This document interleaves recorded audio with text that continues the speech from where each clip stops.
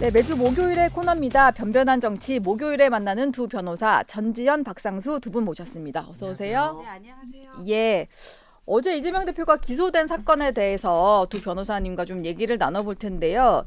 이 대표는 일단 추가 기소에 대해서 이렇게 얘기를 했어요. 원래도 뭐 소설 쓰고 있다 이런 표현을 썼었는데 검찰의 창작 수준이 갈수록 떨어지고 있다 이런 식으로 얘기를 했더라고요.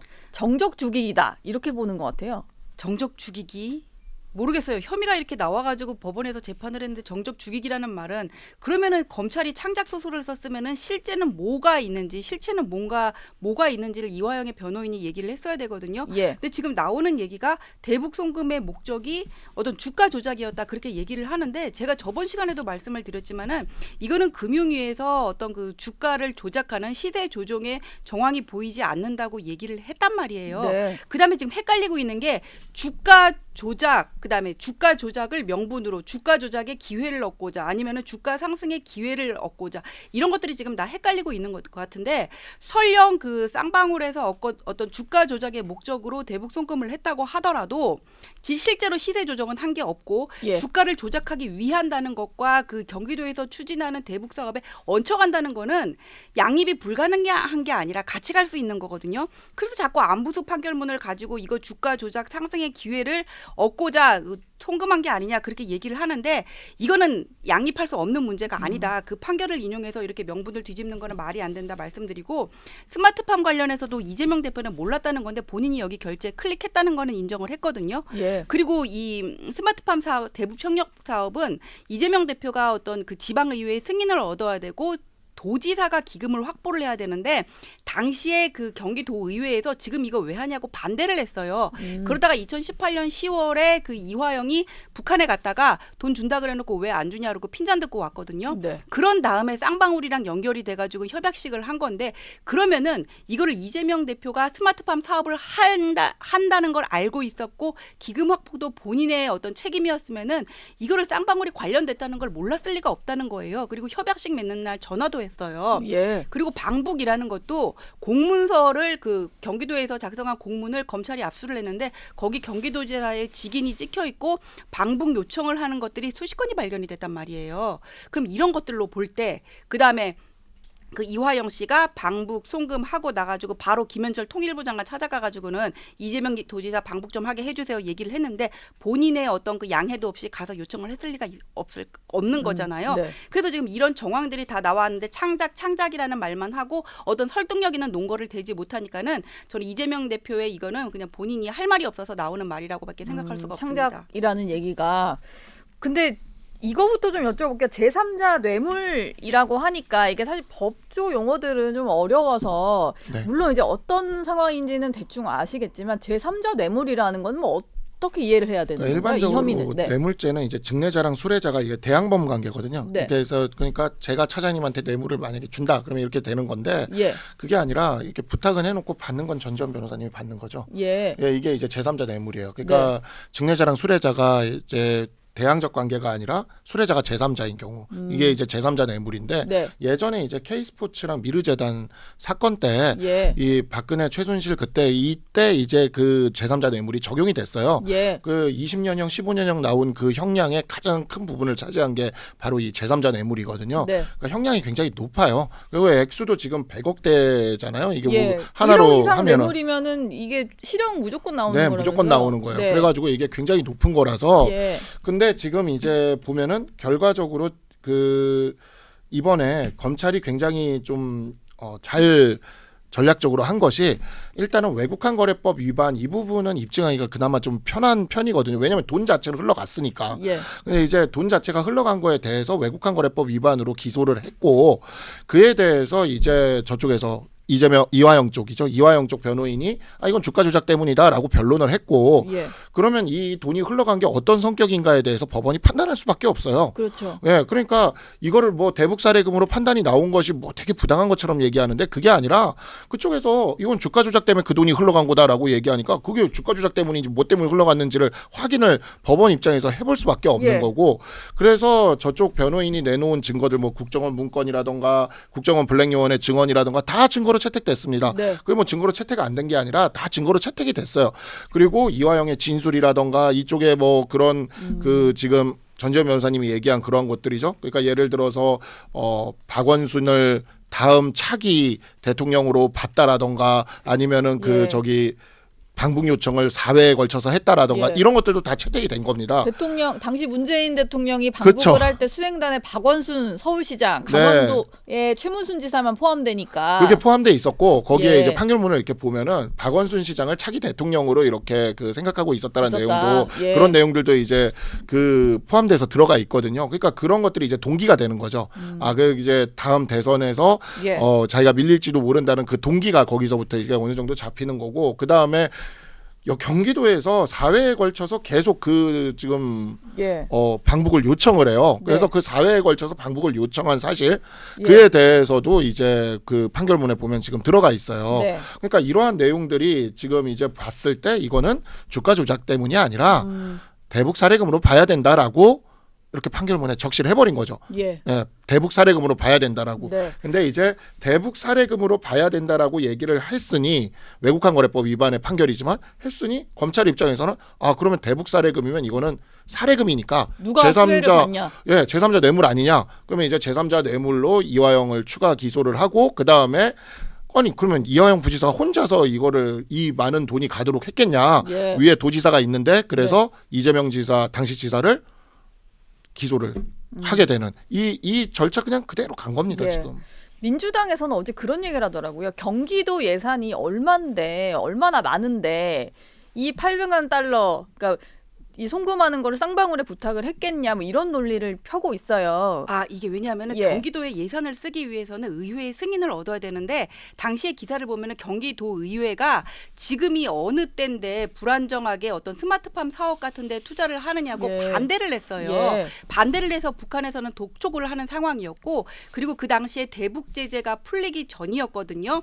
그래서 현물 제재 같은 경우는 나중에 실질적으로 뭐 경기도가 그 송금 가고 난 다음에 뭔가 추진을 하고 유엔의 면제 승인을 얻은 게 나오는데 현금으로 보내는 거는 안 되게 돼 있어요. 예. 안 되게 돼 있고 안 되게 돼 있는데 이거를 경기도의 어떤 공적인 예산을 가지고 쓸 수는 없는 거잖아요. 근데 북한에서는 현금 보내라 그러고 있고 그렇기 때문에 그 경기도의 예산을 가지고 이거를 집행을 하는 거는 불가능했답니다. 불가능했다고 합니다. 그럼 민주당의 설명도 사실 당시에 경기도 의회와 이런 관계를 봤을 때는 좀 납득하기 어려운 주장일 수도 있겠네요. 네, 그러니까요. 예. 그러니까 이게 그 대북 사업을 민주당 설명대로 하면 네. 대북 사업은 대북 사업대로 자기들끼리 했는데 예. 그 다음에 이제 이화영 부지사가 그 쌍방울과 함께해서 주가 조작을 위해서 돈은 보낸 것이다. 네. 그리고 그에 대해서 이재명 당시 지사는 전혀 모르는데 대북 사업은 대북 사업대로 자기들끼리 했고 계속 방북 요청도 자기끼리 했는데 그거는 이와 무관하게 그냥 자기들끼리 했다 이 얘기거든요. 지사는 모르게 부지사가 다 네, 했다. 부지사가 다.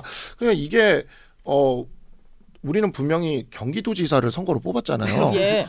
근데 저기 그대로 민주당 말대로 얘기를 하면 이 대북 사업과 관련된 분야에서는 이화영이 지사였던 거예요. 그러네요. 예. 네. 지사도 모르게 부지사가 이렇게 그러니까 다 했다. 성금까지- 예, 다 했다. 네. 이게 말인지 뭐 이거는 예. 앞으로 이제 판결을 통해서 밝혀질 거라고 봅니다. 아니, 그러니까 예. 그 작년인가 보도를 보니까는 자기가 결제하느라고 스마트팜 관련해 가지고는 클릭을 했다는 거는 이재명 대표도 인정을 했어요. 그러면서 네. 뭐라 그러면 나는 클릭만 했지 내용은 못 봤다. 예. 그것은 상당히 이제 지사를 뽑아준 경기도민에 대한 좀 예의 있는 발언도 아닌 그러니까요. 것 그러면 같은데? 앞으로 이 사람이 예. 대통령 하겠다고 하잖아요. 예. 그럼 뭐 대통령일 때도 뭐 국무총리가 대북 사업을 다 하겠습니까? 국무총리가 대북 사업 다 하고 그냥 대통령은 그냥 나는 클릭했는데 내용도 몰랐다 뭐 이러면서 지금 일할 예. 거예요. 그러니까 지금 보면은 부패와 무능 사이에 네. 무능을 선택한 거죠. 네.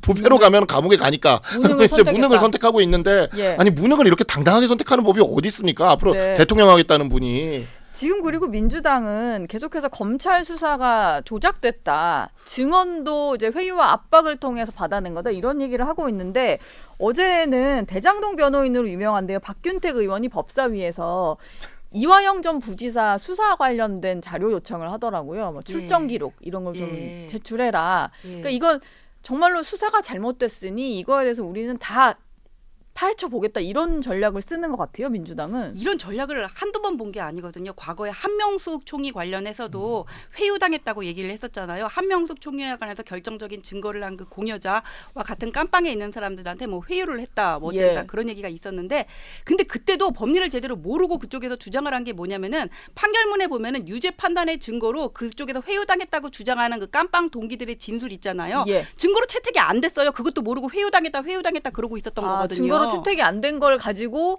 회유당해서 이게 뭐 조작됐다 이런 네, 식으로. 그렇게 주장을 했거든요. 네. 지금도 법리 공방에 자신이 없으니까 자꾸 사이드로 공격을 하는 것 같아요. 그러면서 얘기가 나오는 게 뭐냐면 일단 검찰을 흔들어야 되잖아요. 예. 조작됐다, 회유됐다, 주가 조작 관련해서 제대로 수사 안 했다 이렇게 얘기를 했는데, 전번에도 말씀드렸지만 보고서 다 법원에 제출됐고 증인 출석했고, 아까도 말씀드렸지만은 주가 조작의 의도와 그다음에 대북 방북 대납, 스마트팜 대납은 이게 양립이 불가능한 게 아니거든요. 같이 갈 수 있는 거예요. 네. 그리고 주가 조작을 실제로 했는지와 관련해서도 금융위가 그런 적 한 적 없다 그랬어요. 예. 그다음에 이제 검사를 공격을 했는데 그게 안 됐으면은 이제 재판을 흔들어야 되잖아요. 판사를 공격을 해야 되는 거죠. 네. 판사를 공격을 해야 되니까는 뭐 법관 탄핵이라든지 법 왜곡죄 이런 말도 안 되는 법을 지금 만들겠다고 예. 지금 하고 있는 거고, 그것도 안 된다면 또 특검으로 가야 되는 거잖아요. 그래서 윤석열 대통령을 향해서 대북송금 특검법 받아들이지 않으면은 수사검사 전부 탄핵시켜서 직무집행에서 배제한다.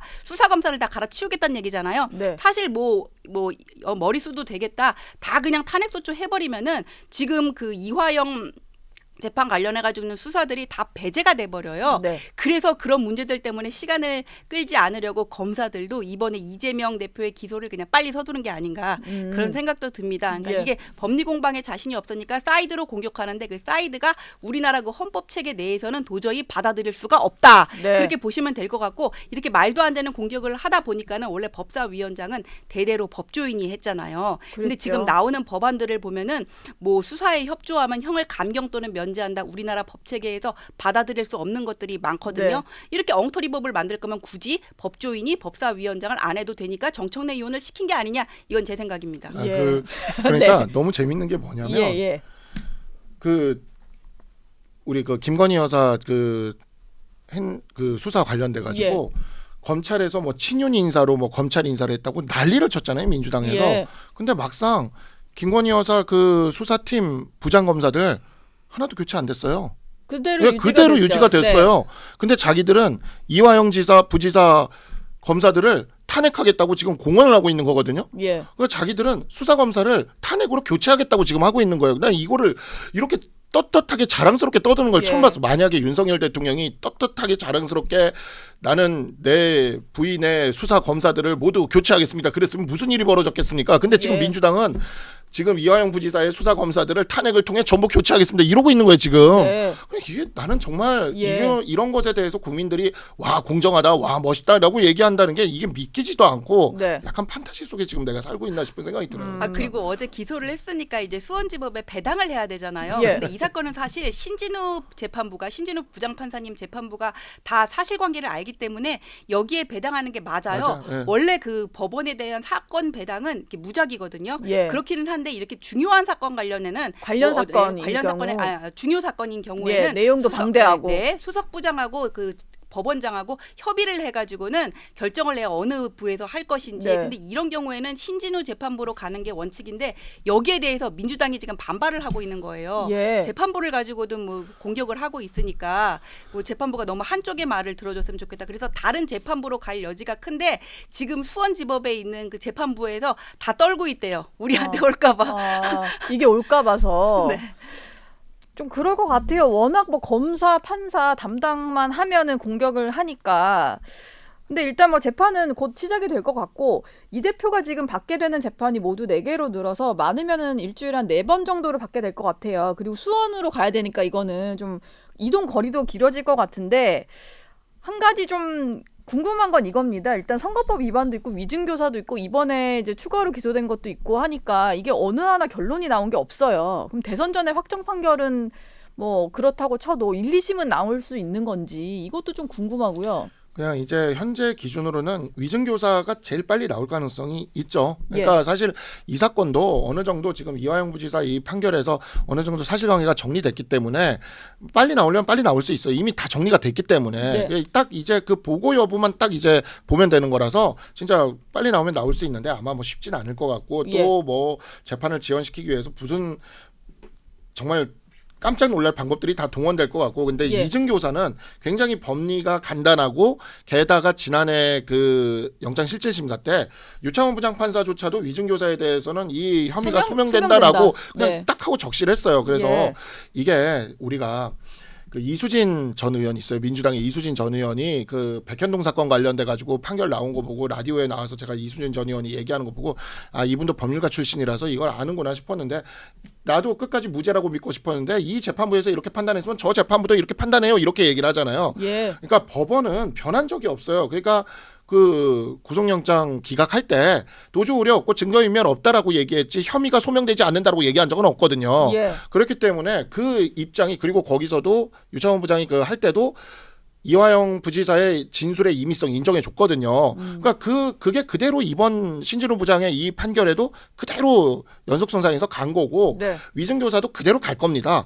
그렇기 때문에 이거는 법조인들이면 다 알아요. 그대로 갈 거라는 걸. 근데 이거를 이렇게 질질 끌면서 이렇게 하고 있는 게 진짜 어이가 없는 건데 위증교사는 그래도 빨리 좀 나오지 않을까라고 생각합니다. 근데 이게 이런 식으로 계속 그 재판의 결과가 나오지 않고 좀 지연이 된다면 대선 출마도 가능해질 것 같고 뭐 그런 상황이에요. 그리고 가장 좀 우려되는 것은 대법원 확정 판결은 안 나왔는데 1, 2심에서 뭔가 좀 유죄 선고가 나잖아요. 그럴 경우에도 일단 출마가 가능해져 버리면 그 한동훈 전 위원장이 얘기한 헌법 84조 논란이 또 안 나올 수가 없거든요. 재판받는 대통령을 봐야 되는 거냐 뭐 어떻게 되는 거냐 이런 생각이 드는데요.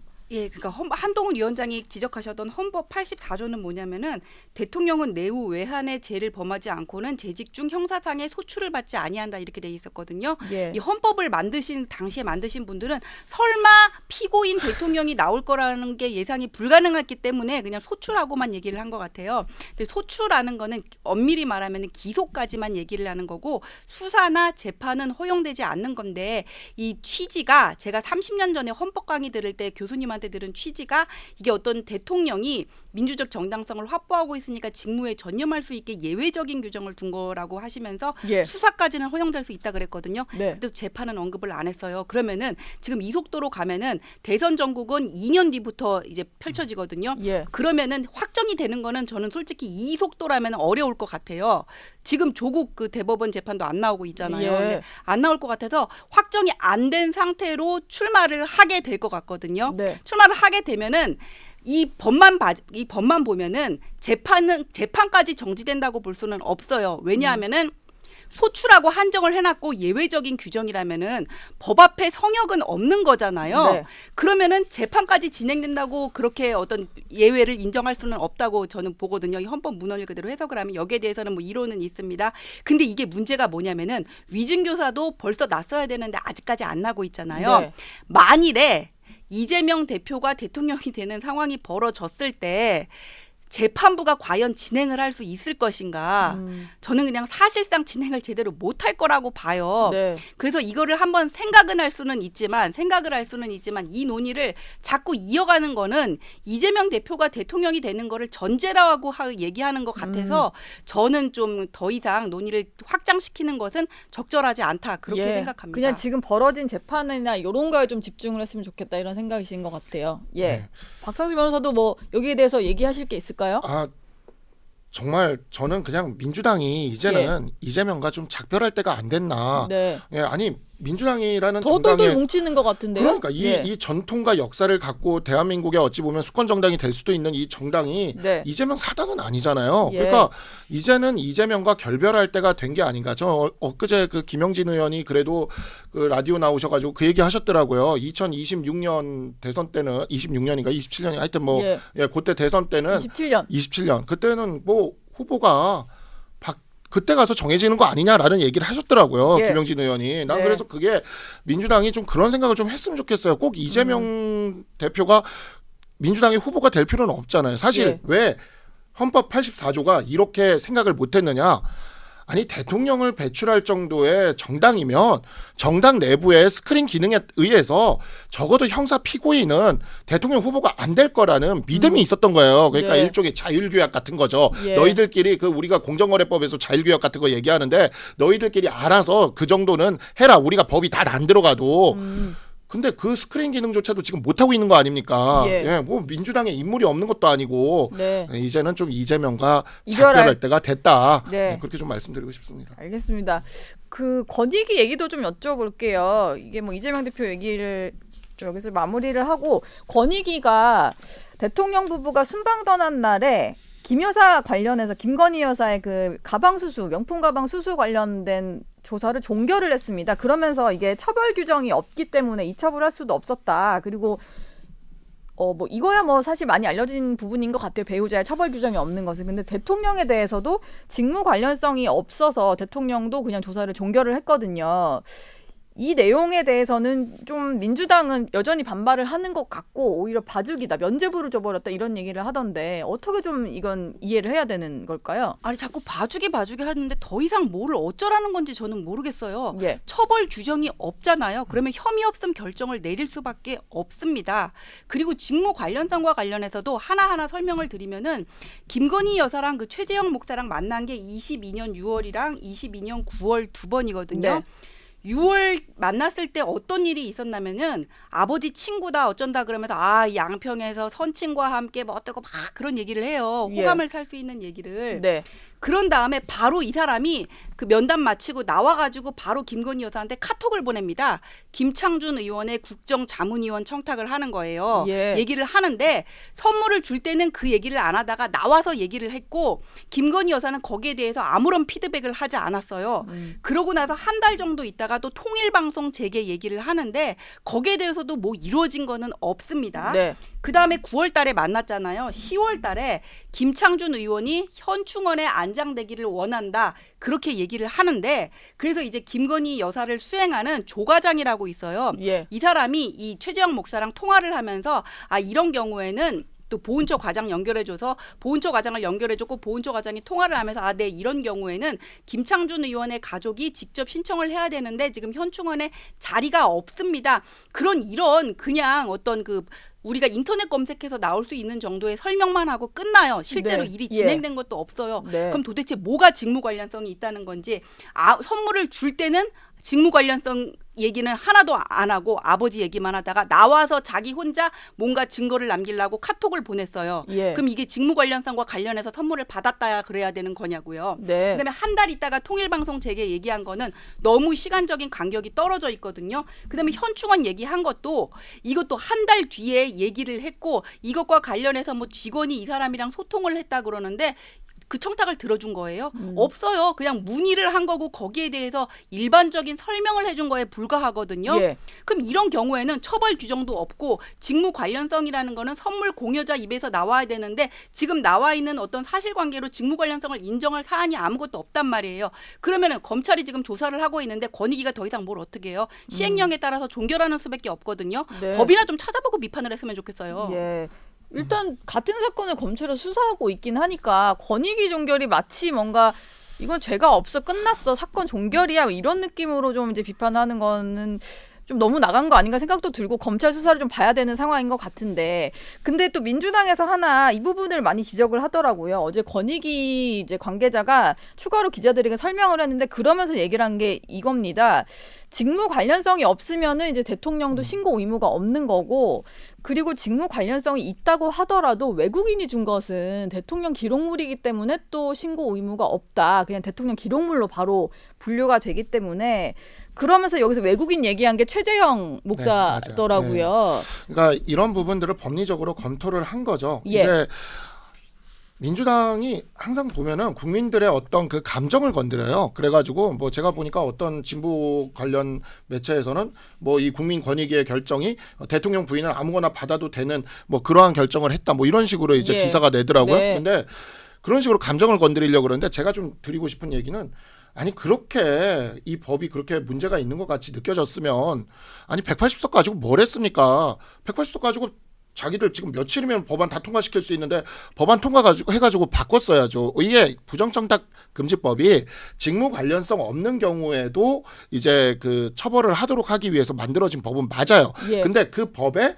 공직자의 배우자는 빼고 있었던 거예요. 네. 그리고 다만 공직자의 배우자가 어떠한 물품을 받았을 때 직무 관련성이 있는 경우에만 신고 의무를 줬던 거죠. 네. 그래서 이러한 부분들에 있어서 그렇게 한 거고, 그 다음에 직무 관련성이 있다 하더라도 외국인의 경우에는 또 대통령 기록물로 볼 수 있는 또 다른 법률 내용이 있는 거고. 예. 근데 그 법들이 그렇게 구성되어 있어요. 그러면 행정기관은 그 법에 따라 행정적인 일을 할 수 있을 뿐인 겁니다. 네. 아니 행정기관이 입법부도 아닌데 어떻게 법을 창의적으로 해석해가지고, 아니 무슨 얘네들은 자기들이 항상 그 창의적인 입법을 늘 싱크빅 하듯이 그렇게 하니까 예. 창의적으로 하니까 뭐 행정부도 늘 창의적으로 할 줄 아는데 행정부 그렇게 하면은 나라가 무너집니다. 창의적으로 하면 직권남용 뭐 이렇게 되는 거 아니에요? 그러니까 예. 그렇게 하면 안 돼요. 네. 창의적으로 하면 오히려 권익위가 문제가, 그냥 나라의 법치 근간이 무너지는 거예요. 그래서 그러면 그런 이 법이 그렇게 잘못됐다 싶으면 지금 입법부 180석 가지고 하면 되잖아요. 예. 이미 180석 가진 지가 4년이 넘었는데, 그러니까 제가 그 훈련병 그 경찰에서 이권 안 한다 가지고 뭐라 할 때도 자기들이 군수안박 입법 만들어 놓고는 그거 가지고 뭐라 하는 것도 웃기고, 예. 그러니까 모든 것이 자기들이 입법을 그렇게 만들어 놓고 그 다음에 이제 국민들이 분노가 나오면 자기들이 입법을 게을리했거나 이상하게 법을 만들어 놓고 그게 문제를 일으켜서 국민들이 분노하면 행정부한테 뭐라 그래. 근데 행정부는 법 가지고 할 수밖에 없는 거거든요. 예. 그러니까 진짜 법 가지고 하는 거에 대해서 뭐라고 얘기를 하면 참 끝도 없는 것이고, 권익위는 권익위가 할 수 있는 범위에서 이 부정청탁 금지법만 봤습니다. 네. 검찰이 이 부분에 대해서 아마 뭐 더 넓은 범위에서 볼 권한이 있기 때문에 검찰이 더 지금 또 수사를 하고 있어요. 예. 그럼 검찰 수사를 기다리면 되는 문제라고 생각을 합니다. 예. 그리고 저기 이걸 수사하는 검사들, 부장검사들 안 잘랐어요. 예. 예. 저기 이화영 부지사 수사하는 검사들 막 탄핵시키는 것처럼 그렇게 자르지 않습니다. 그렇죠. 유지되고 있죠, 수사팀이. 유지하고 있어요. 예. 그러니까 자기들은 지금 이화영 부지사 저기 하는데 지금 다 검사 탄핵시키겠다 그러는데 예. 여기는 그거 안 하고 있어요. 그러니까 참 공정하게 하고 있으니까 기대하면 네. 될 것 같습니다. 기다리면 될 것 같습니다. 국민의힘 내부 상황으로도 좀 넘어가 보겠습니다. 국민의힘에서 원톱 체제를 일단 유지하기로 했습니다. 이인 대표 얘기가 한창 이제 당내에서도 반발이 워낙 커서 없던 일로 됐고, 그러다 보니까 한동훈 전 비대위원장의 어떤 등판 조건은 갖춰졌다. 벌써부터 다음 주 중에 출마 선언할 거다, 이런 얘기도 나오더라고요. 근데 등판 조건은 몇 달 전부터 이미 갖춰져 있었나요? 네. 그 여론조사 결과가. 예. 그리고 여론조사 결과가 뭐 이렇게 들쑥날쑥한 결과는 나왔다고 하더라도 한동훈 위원장을 능가하는 지금 대항마가 없는 게 현실이거든요. 그렇기 때문에 원톱이건 투톱이건 집단 지도체제건 조건은 갖추어져 있고, 만약에 투톱이라든지 집단 지도체제로 갔으면은 이게 어떤 그 한동훈 위원장을 사실 견제하기 위한 포석이라는 해석이 있었잖아요. 예. 그래서 출마를 고민해 볼 수도 있었는데, 한 명만 뽑는다 그러면은 나를 지금 능가하는 사람이 아무도 없었으면 당연히 나갈 수 있는 거고, 실제로 지금 한동훈 위원장은 뭐 캠프를 꾸리고 러닝메이트를 구하고 있다는 얘기들도 예. 나오고 있어서 네. 그 요건은 어느 정도 갖춰졌고, 이제 그 출마하기 위한 몸풀기를 떠나서 그 본격적인 워밍업에 들어간 게 아니냐. 지금 이제 워밍업만 하다가 100m 달리기 하는 데 있어서 지금 딱 이제 그 출발선에 서가지고는 목표 지점 향하려고 대기하고 있는 상황이 아닌가, 지금 좀 그런 생각이 듭니다. 그러니까 이제 캠프 꾸렸다라는 얘기도 들었고, 저희가 어제 채널A가 보도를 했고, 러닝메이트도 필요성에 대해서는 인식을 하고 있다고 해서 지금 뭐 일부 친한계 인사들은 좀 접촉도 하고 있고 이런 걸로 알려지고 있어요. 당대표와 출마 관련해서 주변의 의견도 묻는다고 하던데, 이 정도면은 그냥 출마 선언만 남은 상황인 것 같은데요. 근데 아직은 뭐 출마한다 안 한다를 직접 이야기를 한 거는 없지 않습니까? 예. 그러다 보니까 그 부분에 있어서는 뭐, 근데 이제 후보 등록이 다음 주일 테니까 네. 정말 뭐 임박했다라고 저는 생각은 들어요. 그러니까 이제 한동훈 위원장님이 이제 그냥 임박했죠. 결심을 이제 드러내는 것은. 근데 최종적인 어떤 결정은 어디에도 뭐 이렇게 확고하게 얘기를 한 건 없어서 네. 예, 그러한 부분에 있어서는 지금 이야기 나오는 거는 다 짐작이고 추측일 걸로 보이고, 예. 그다음에 뭐 캠프니 뭐니 하는 이야기도 있기는 하지만 모르겠습니다. 저는 한 위원장님이랑 종종 연락도 하고 그러긴 하지만 아직 캠프에 들어가신 거 아니에요? 막상 예. 그 우리가 뭐 이렇게 소위 말하는 그 친한이라는 그룹도 존재하는지도 사실은 좀 의문이고, 네. 아직은 좀 그런 면이 있어요. 제가 제가 뭐 별로 그렇게 저기 핵심부가 아니라서 그런지 모르겠으나 예. 장동혁 의원이랑도 지난주 금요일날 처음 통화했거든요. 처음. 네. 그래서 진짜 서로 그냥 안부나 주고받는 통화로 네. 처음 전화했어요. 진짜 음. 공천 심사 때 심사위원이었고 저는 공천 심사 받는 사람으로서 이렇게 만난 게 예. 유일했고 네. 그다음에 전화는 지난주 지난주에 금요일날 처음 처음 하는 전화했어요. 그러니까 이게 정말 지금 나오는 이 모든 보도들이 네. 글쎄요, 이게 너무 좀 빠르지 않나라는 생각도 들고 위원장님이 아마 결심을 하고 나면 네. 그 다음에 이렇게 차근차근 뭐 그 결심에 따라서 가지 않을까라고 생각을 합니다. 아, 준비는 다 하고 있고 네네. 이제 본인의 어떤 등장만 남은 시점인 것 같다는 생각이 듭니다. 네. 예. 어떤 말씀을? 그게 친한 그룹이 별로 없다는 생각이 뭐냐면 7시 50분에 기사가 네. 이승환 씨가 천목회는 한동훈 옹호 그룹이 절대 아니야 이런 인터뷰를 하셨어요. 예. 네. 천목회는 그건 맞아요. 예. 네, 진짜 아니, 아니에요. 천목회 안에 생각이 또 다르실 수 네, 있으니까. 다 달라요. 다 다르기 때문에 예. 요즘 이승환 위원장이 맨날 저보고 형 때문에 우리가 다 지금 이렇게 비춰지는 거 아니냐 막 친한 이러는데 그룹이 되어버렸다. 근데 예. 막상 저도 장동혁 의원과 지난주 금요일날 처음 통화했다니까 제가 네. 태어나서 처음 통화했어요. 예. 그래서 그러니까 뭐 이게 정말 그렇게 뭐 막 엄청난 그런 게 네. 지금 있는 것 같지는 않다라는 생각이 듭니다. 어제 그 한동훈 전 위원장 얼마 전에 만났다는 의원 한 분을 저희 기자들이 좀 취재를 해봤더니 그런 얘기를 하시더라고요. 곧 다 같이 좀 만나는 자리가 있을 수도 있을 것 같다. 그러니까 한동훈 전 위원장의 출마 선언 시점에 맞춰서 그러니까 뭔가 물밑에서 이제 한창 이렇게 연락이 오고 가고 뭐 이런 상황인 것 같다는 생각은 들었어요.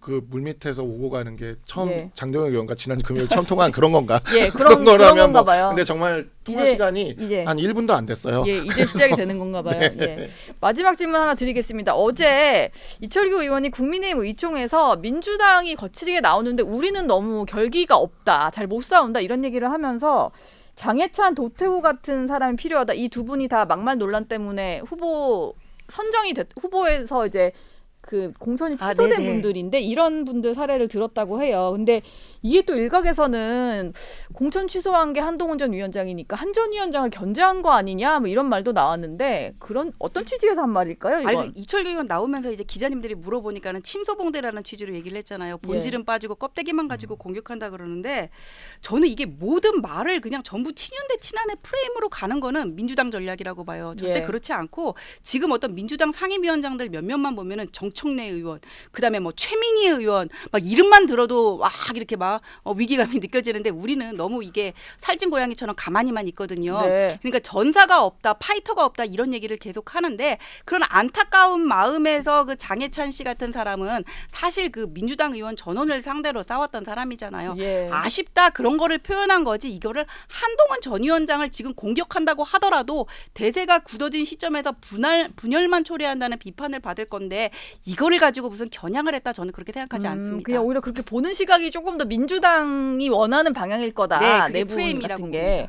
예, 알겠습니다. 두 분 말씀은 여기서 마무리하겠습니다. 오늘 고맙습니다. 예, 고맙습니다. 감사합니다.